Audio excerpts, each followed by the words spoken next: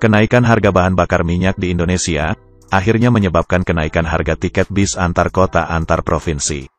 Sebagian besar perusahaan otobis di Indonesia menaikkan harga tiketnya pada kisaran Rp50.000 hingga Rp100.000. Namun ada beberapa perusahaan otobis yang hanya menaikkan harga tiket hanya sekitar Rp10.000 hingga Rp20.000 saja. Hal ini dilakukan dengan pertimbangan bahwa kenaikan harga tiket yang terlalu tinggi akan mengakibatkan berkurangnya penumpang. Adalah perusahaan otobis Sinar Jaya yang pada rata-rata trayeknya hanya menaikkan harga tiket sekitar Rp20.000 saja. Dengan menaikkan harga tiket tidak terlalu tinggi, pihak manajemen perusahaan otobis Sinar Jaya memprediksi akan adanya peningkatan tingkat okupansi penumpang. Perhitungan ini didasarkan dari kenaikan harga tiket perusahaan otobis lain yang cukup tinggi, sehingga akan ada limpahan penumpang dari perusahaan otobis lainnya yang menaikkan harga tiket cukup tinggi. Ternyata hal yang diprediksikan ini kini terbukti pada salah satu trayek bis akap Sinar Jaya, yaitu pada trayek tujuan Jakarta-Wonogiri, terlihat peningkatan jumlah penumpang yang cukup tinggi.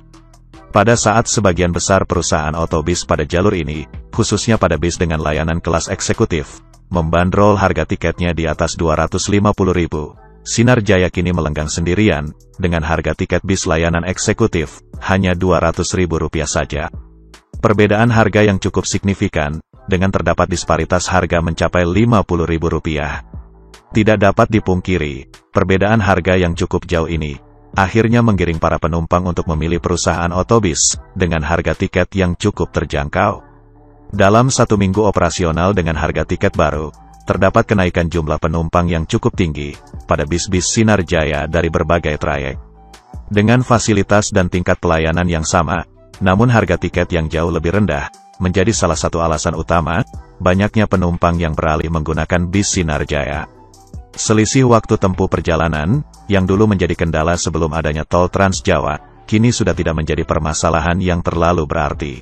Perusahaan otobis Sinar Jaya yang sering disebut Keong Cipali, kini memiliki catatan waktu tiba yang tidak terlalu jauh dibandingkan dengan perusahaan otobis lainnya.